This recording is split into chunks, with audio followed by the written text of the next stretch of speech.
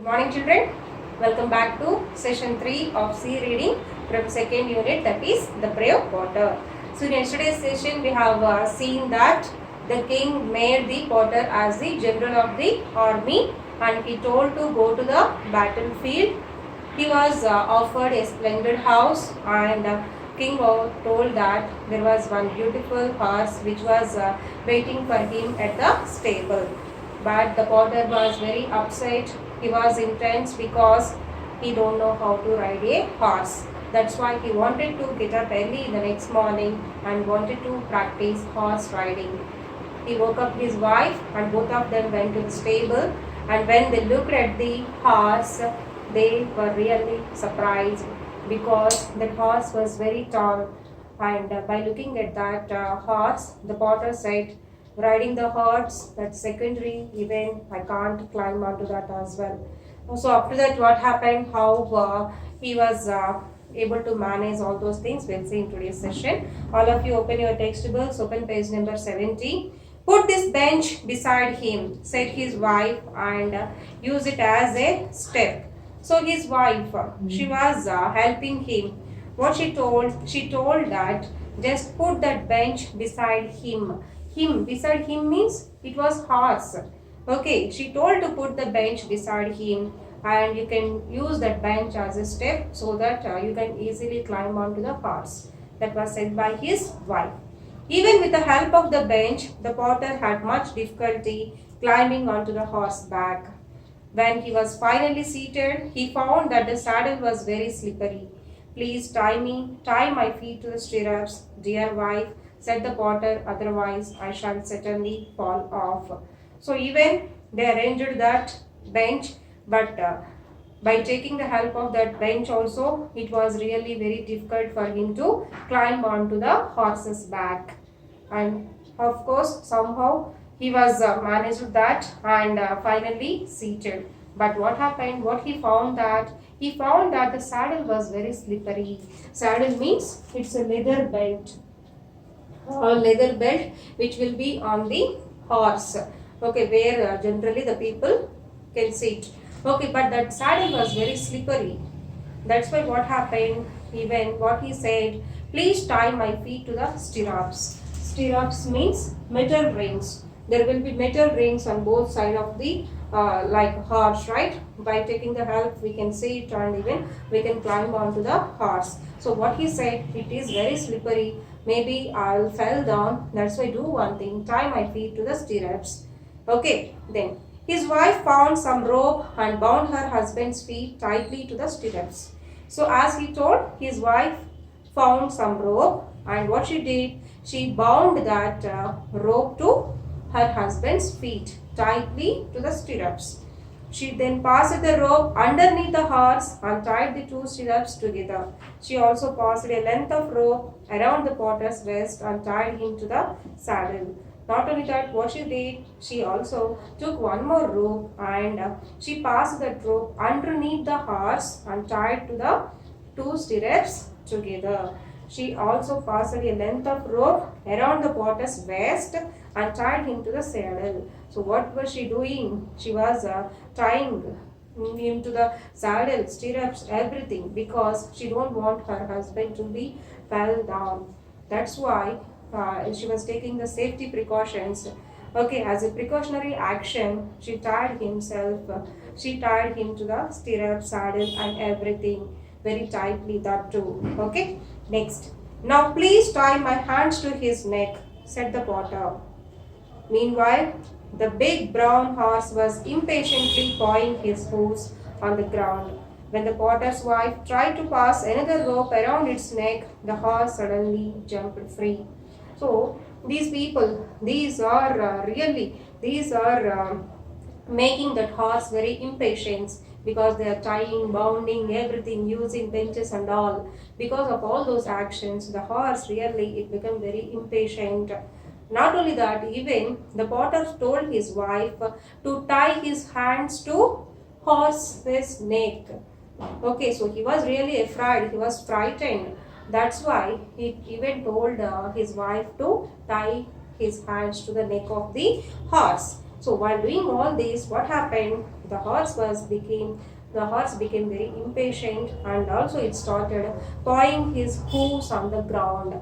Hoof means it's like a hard part of the feet of some animals. So if you take buffaloes, cows, we can see if you look at the feet, there will be some hard part, right? That is called as hoof singular, hooves plural. Hoof singular, hooves plural. Okay, so pawing means what? It's like doing that leg. Okay, continuously scratching or touching the ground repeatedly, that is called as a pawing. Okay, and when the potter's wife tried to pass another rope around its neck, the horse suddenly jumped free. So as told by her husband, when she tried to tie his one more hand, suddenly what happened? The horse jumped free. That means the horse started running. It galloped out the stable with the potter hanging like a sack of rice on its back. Galloping means like moving very fastly. And it was now how the potter was looking like. He was looking like a sack of rice. Sack means it's like bag. So he was just sitting on the horse. He was not at all able to balance. And not only that, even the horse started running very fastly. He was galloping. Okay. The potter held tightly to the horse's neck and prayed to all the gods to save his life. So there was no option for him. So that's why what he did, he just tried to hold tightly the horse's neck and started praying all the gods. Obviously, right, children, if we are in trouble, we pray God. Like that he was also doing. After galloping through the quiet streets, the horse crashed through the city gates and raced across the open fields. So the horse, it came out of the stable. Later, it entered into the quiet streets of the kingdom. Then it crashed through the city gates and raced across the open fields. So even it came out of the kingdom, out of the city, it went towards the open fields. It leaped over fences and streams and began to head for the enemy's camp. Leaped, leap, L-E-A-P, leap, leapt. Okay, that means jumping. Okay, so it started jumping over fences, streams, and even it began to head for the enemy's camp. Head for, it's a phrasal verb. Yesterday we discussed the meaning, right? Head for means moving towards. Okay, so now what happened? So this potter was very alone. The horse was moving towards the enemy's camp. So what is going to be happen now? Let's see. When the potter realized where they were going, he tried harder than ever to stop the horse. He pulled wildly on the reins, but it was no use. The horse galloped on. So when the potter realized, so he came to know that, he realized, he identified the enemy's camp, where they were going. So he recognized that. Then what happened? He tried ever harder. But so whatever he can do to stop the horse, he did everything. But there was no use at all. The horse still galloped on. So he pulled wildly on the reins. Reins means it's like look at this one, leather band which is attached to the mouth of the animal's horse. So even he started holding that reins very tightly, but there is no use. The horse continuously started going towards the enemy's camp. Okay, when they passed the entry, the potter grabbed a branch, but the horse didn't stop. Instead, the tree was pulled out of the ground. A sentry from the enemy camp saw the potter galloping towards the camp with a tree in one hand and his reins in the other. So when they passed the entry, so as I told you, the potter, he was trying whatever he can do to stop the horse. He don't want to go to the enemy's camp. If he goes there, what will happen? He is not a brave person. He don't know how to fight also. So if the enemy's king, he finds him, what will happen to him? So by thinking all that, the potter, what he did, when they were passing by an entry, the potter grabbed a branch. Entry means it's like a small tree. Okay, so he tried to hold the branch of the tree. Okay, so to stop the horse, but that doesn't work. But what happened? What happened? But the horse didn't stop. Instead, the tree was pulled out of the ground. So the horse didn't stop, but instead, even the tree, as it was a young tree, it was a small tree. So that was came out of the ground. Okay. Now what happened? So a sentry from the enemy camp saw the potter galloping towards the camp with a tree in one hand and his reins in the other. So while the potter was going like that, what happened? Who observed that? Who noticed that? A sentry from the enemy's camp. A sentry means a soldier. We can say God as well. So he looked at the potter. So Potter was coming towards the camp. He was galloping. He was coming very fastly within the Potter in one of his hand having tree, and he was holding reins in his another hand. That must be the general who captured a tiger with his bare hands, he thought. So everybody actually they came to know the story of the brave Potter. Nobody was believing his story. Everybody was believing that the potter alone with the bare hands means empty hands, without having any weapons or something like that, with the bare hands itself, he caught the tiger. Everybody was believing that. So this sentry, he thought that this person might be the brave potter who had caught the tiger with his single hand, bare hand. Not only that, maybe he is the general of the army. Okay, then what he did, that sentry, what he did, see that? Now he has uprooted a tree with only one hand. He is not an ordinary man, he is a giant. Run, run, save yourselves. The famous tiger general is coming at the head of a large army to attack us. He has the strength of a giant. He has uprooted a tree with one hand. So that sentry, that soldier, when he looked at the potter in that condition, he assumed that maybe he is coming towards their camp to fight with them. So such a brave person, so one person only coming, he is not an ordinary man. Even he uprooted the tree with a single hand. So he must be giant. So he was afraid, the sentry was frightened, and he advised other soldiers, and what he said, run, run, run, save yourselves. The famous tiger general is coming at the head of the large army to attack us. So he must be having the strength of a giant. Okay, like that the sentry said. Okay, then what happened? The frightened soldiers fled. Their king was left by himself in the tent. Hurriedly, he wrote a letter begging for peace and apologizing for attacking the country. He left this letter in the tent. Then he jumped on his horse and followed his soldiers. So when the sentry said like that, what happened? The other soldiers of the enemy's king, what happened? All of them were scared and they fled. Fled means run away. Fled. Fled means run away. So there was only the king left in the camp. Everybody, they left the camp. They deserted the camp. Okay, deserted means empty camp. Okay, so what happened? Even the king was also afraid. So what he did, just he wrote one letter begging for peace and apologizing. Apology means saying sorry, being sorry for doing like that. So he wrote one letter for begging peace and apologizing for attacking the country. He left that letter in the tent itself.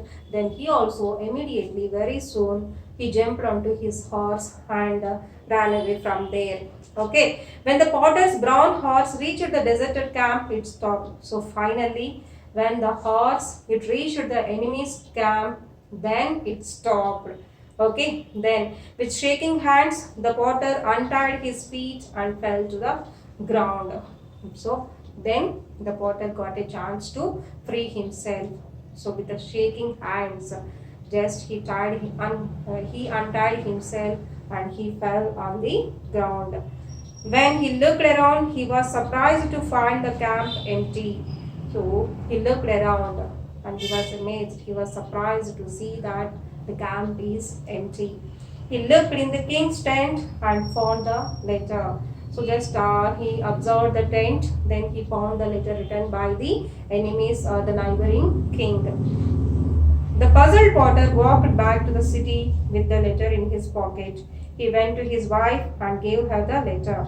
So he was puzzled, he was confused. What happened? He didn't understand exactly why the soldiers and the king left the camp, and why the king wrote the letter. Anyway, he felt some kind of relaxation and he went back to his home by walking itself. Again, he never wanted to ride the horse. That's why he went back to his place by walking. And of course, he like he put the letter in his pocket. After going home, he handed over that letter to his wife. Okay, but then what happened? Dear wife, he said, never in my life will I ride a horse again. Please take this letter to our king and tell him that the enemy has run away. I am going to bed. His wife ran towards the palace with the letter. When the king read the letter, he was full of praise for his new general. He asked the porter's wife where her husband was. My husband is tired, your majesty. The servants have put him into bed, answered the wife respectfully. So he went home and he told his wife. He gave the letter to his wife and said, never in my life, I never wanted to ride horse again. Like that he said, and he told his wife to hand over that letter to the king. Okay, and also he said that I'm very tired, so I'm going to bed. Then immediately his wife, she went to the palace and gave the letter to the king. By reading that letter, the king felt very happy, and of course he started praising his new general of the army, and he asked about the potter. Then potter's wife said that my your majesty, he was very tired, that's why servants put him to the bed. Like that she answered very respectfully. Okay, respectfully, children, it's an adverb. Okay, next, let him rest today, tell him to come tomorrow to receive his reward. The king said, okay, no problem. So really he must be tired, because with a single hand he fought with the neighboring country soldiers and king. So they left the place and we won the battle. It's really very good thing. So he must be tired. Let him rest today and tell him to come tomorrow. Definitely I would like to give him a reward. I would like to just give some reward to him. Next morning, the potter went to the king's palace. He left the brown horse in the stable and walked to the palace with his wife. The streets were filled with cheering crowds. They had all heard about his brave action. So the next morning, Potter went to the king's palace because the king ordered that, right? But what he did, he left his brown horse in the stable itself, because he can't ride that and he don't want to ride that at all. That's why he left his horse in the stable itself and walked to the palace with his wife. So by walk only, he went to the palace along with his wife. The streets were filled with cheering crowds. Everybody, crowds means like group of people, all the people, they started praising the potter, his braveness. Okay, and even they had all heard about his brave action. So all the people came to know about the tiger incident and of course this battle incident. That's why they started praising him. Look now, look how humble he is, they said to each other. So all the people, they started discussing about this brave potter. So they were discussing like, look at him, how humble he is, not at all proud, how simple, how modest he is. Just even though he won the battle, he is the general of the army, but he is going to the palace by walk. He is not going on horse. So that's what. So like that they were praising him. Any other man would ride to the palace on a horse, but he is walking like an ordinary man. He is truly a humble and brave man. So if any other person is in his place, Potter's place, must be they will go to the palace on a horse. But really, he is very humble and brave. That's why he was go by walk. But is that true, children? Why was he walking? Because he can't ride the horse. That's why, right? Next, the king rewarded the potter so well that he didn't need to work again. The country was peaceful for the rest of his life, and the potter never rode a horse again. So for his bravery act, the king rewarded him so well. That means the king gave him lot of money and everything. Okay, because of that, the potter, he had never to work again also. So he enjoyed his whole life. He like led his life very peacefully, and by luckily even again in his life, rest of his life, he didn't get any like incident, anything to ride the horse again. So there was no situation like that. So that's why he was very happy and he led his entire life very happily. So that was the story of brave potter. So at the beginning of the lesson itself, I told you that, right? This potter is really very lucky. Without trying anything, he became famous. He got name, fame, money, and everything. So sometimes in life it happens like that, but it's not true in all the cases. We have to believe hard work. Understood, children? Yes. So I hope you understood the lesson. We finished second unit as well. So today's homework is write glossary and summary of this lesson in your classwork and prepare for ST as well. Okay. Thank you.